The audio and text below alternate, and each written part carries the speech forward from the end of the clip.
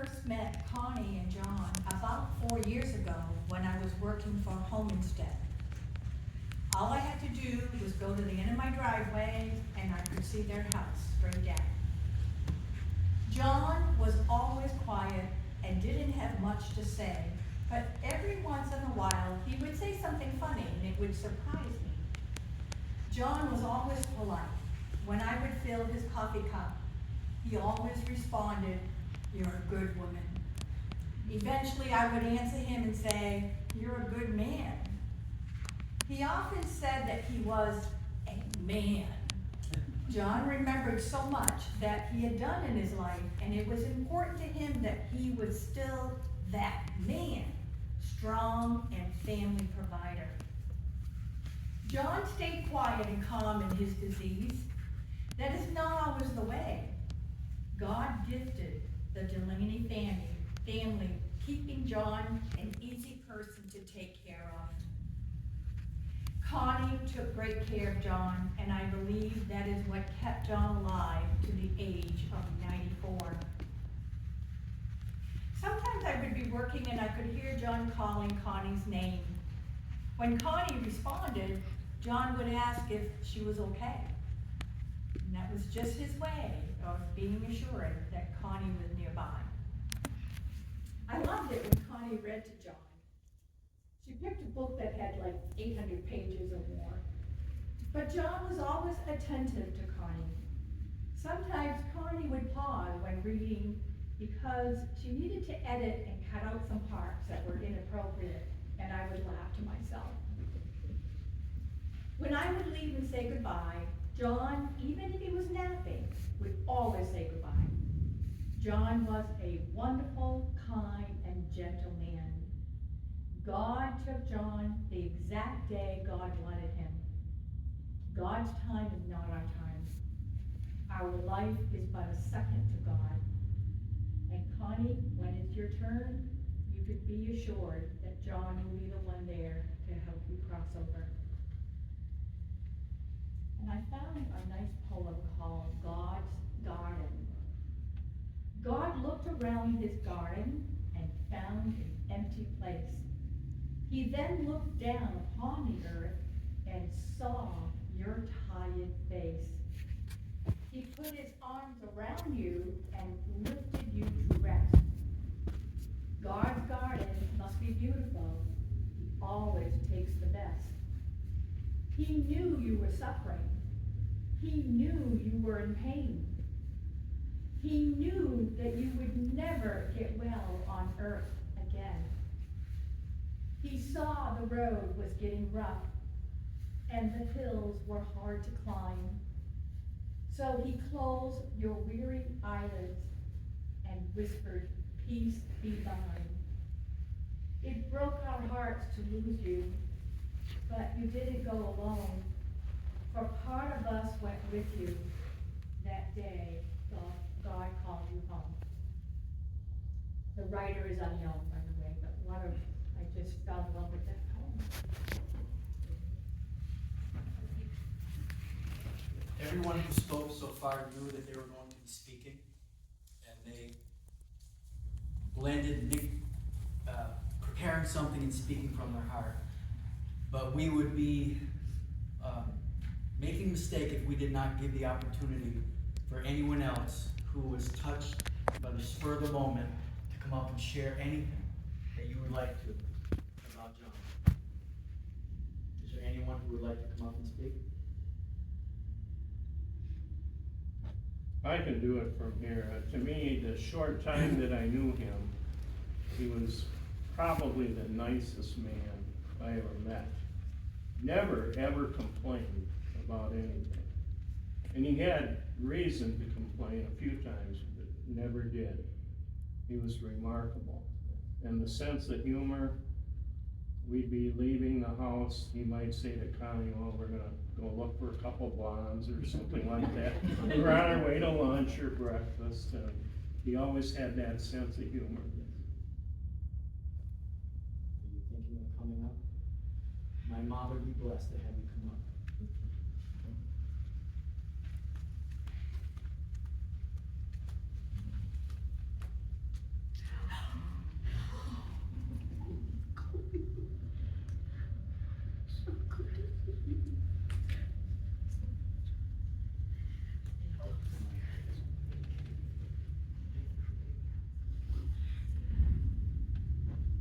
non-speaker, and this is totally foreign to me. I met John in the hospital. I was a nurse, and he had his arm up in a sling. He had gotten bit by a recluse spider, and my parents had just moved into Grand Horizons. We found out Connie and John lived in Grand Horizons. So they got together and became very good friends.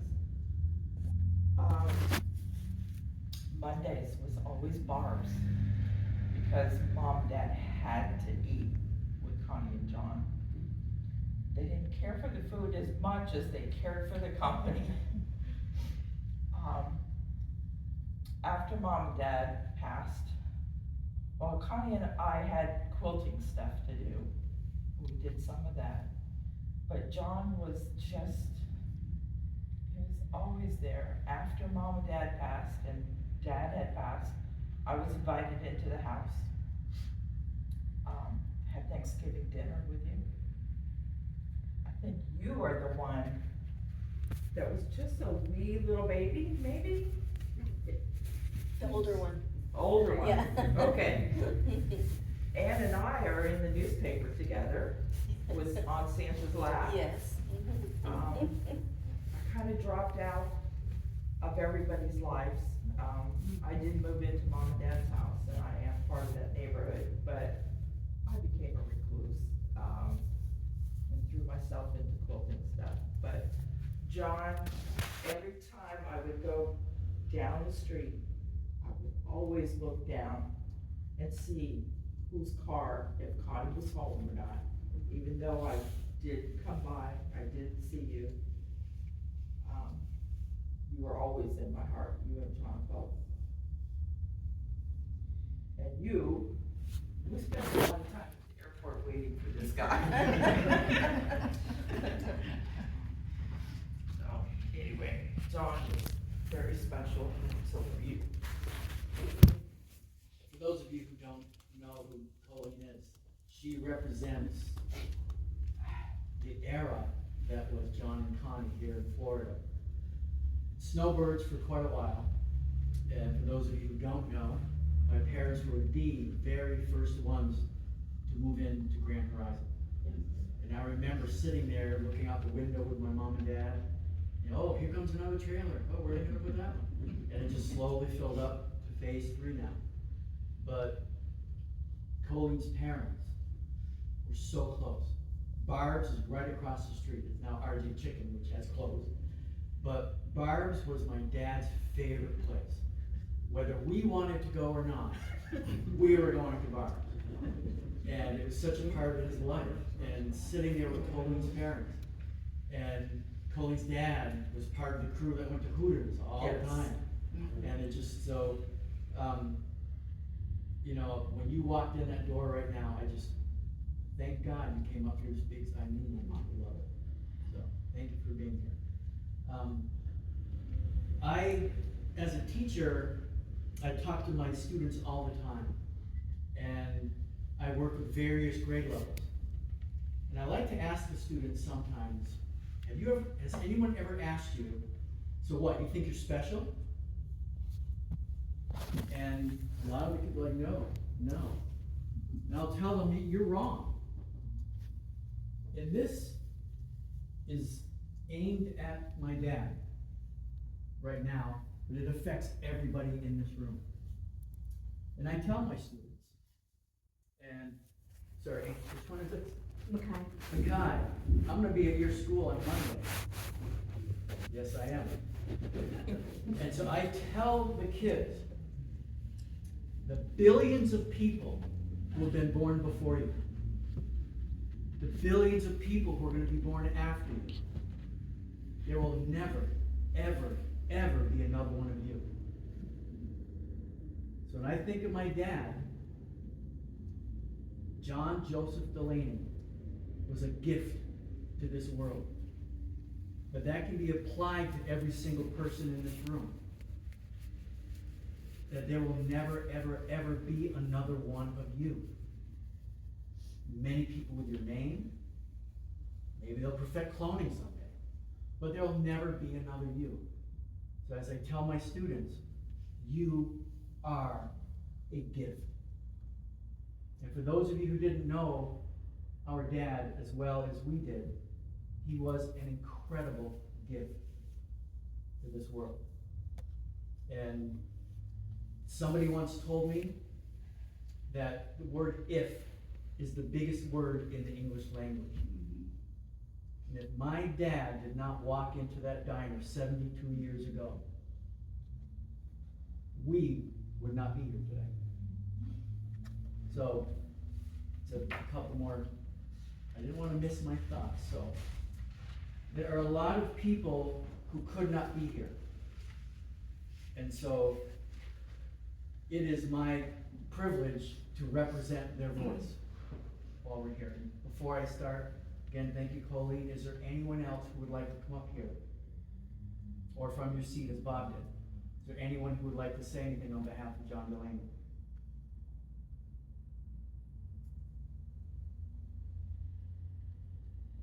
My brother Ryan's daughter's kid.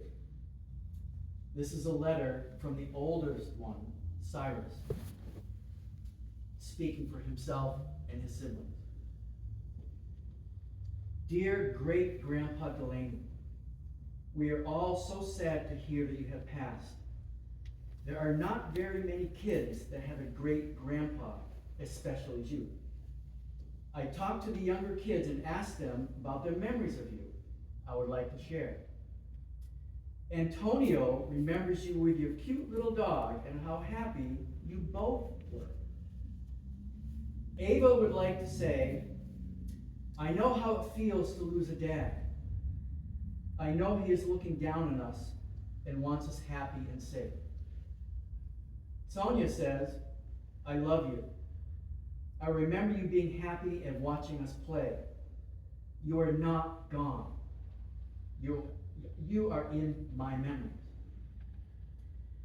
I feel like you have a superpower of being joyful. Over the past couple of years, we have had the opportunity to visit you and Grandma a couple of times per year. Grandpa, you were always smiling and so kind. I am proud to be your great-grandson. You will always have a place in our hearts. That was from Cyrus.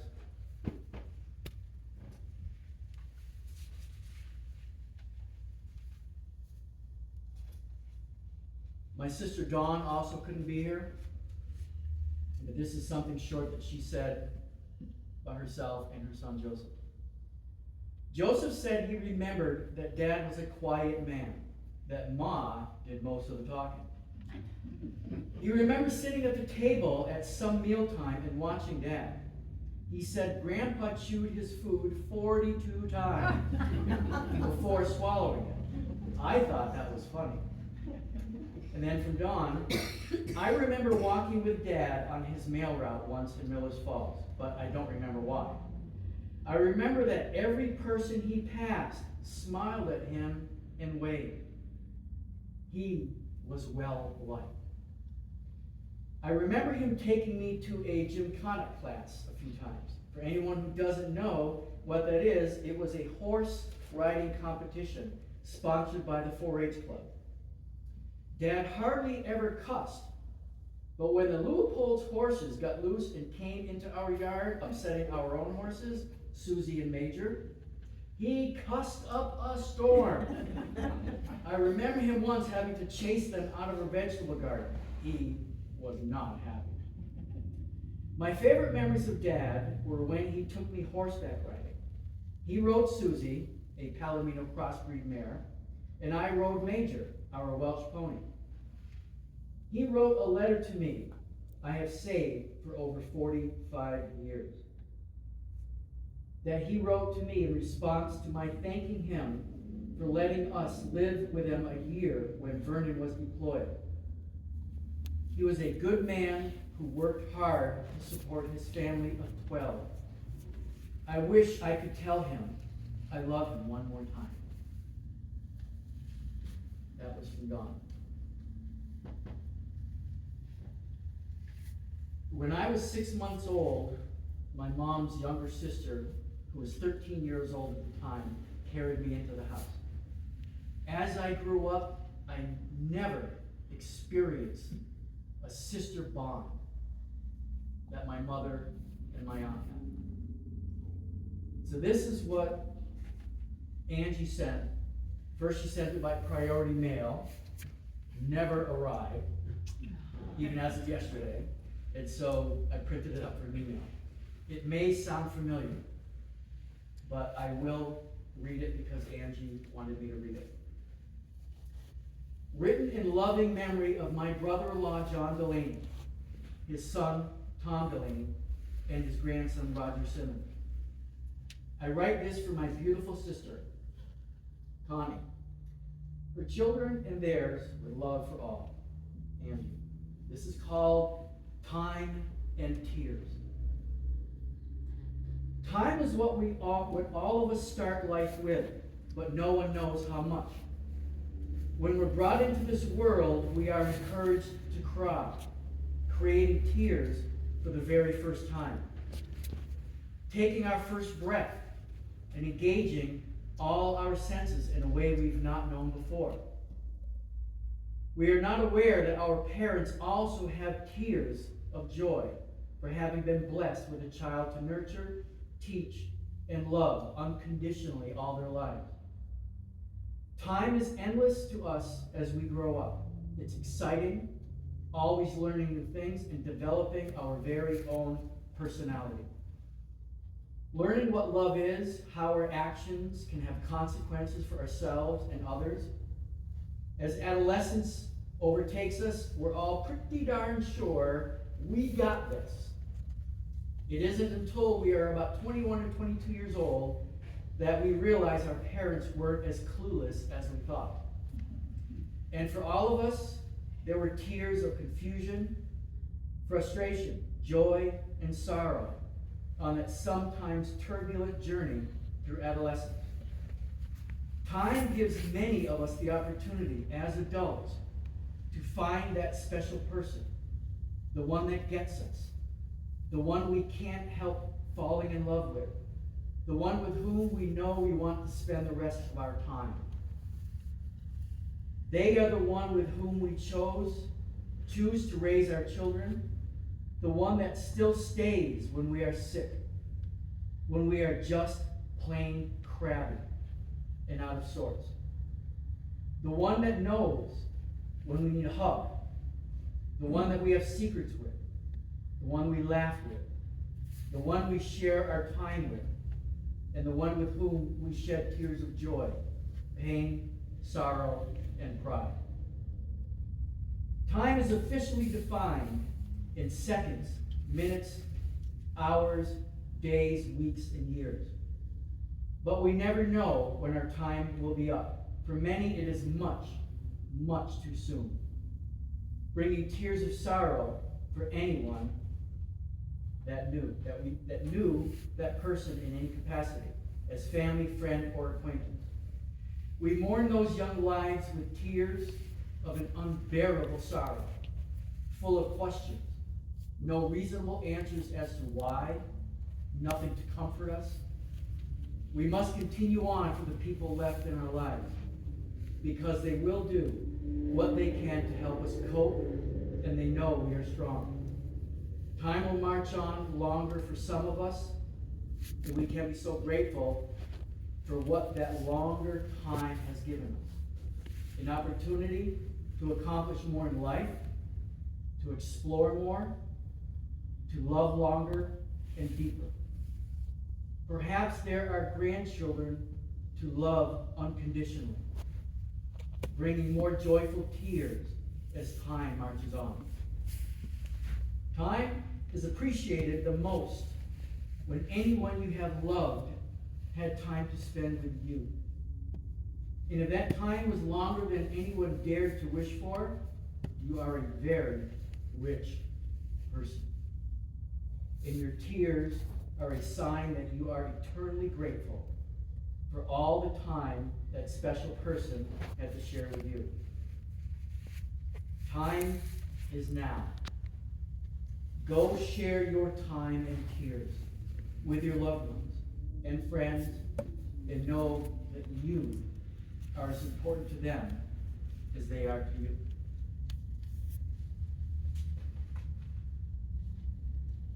Although my dad was always known as a quiet, shy man, it's pretty obvious by now that he left an impression on everyone he met.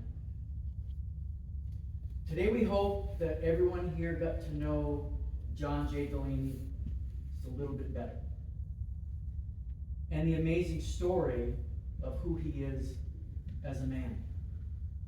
As I said, his legacy is built on the memories that all of us share. And the goal is to continue those memories and remember them. He will always be alive in our hearts, our thoughts, and our stories.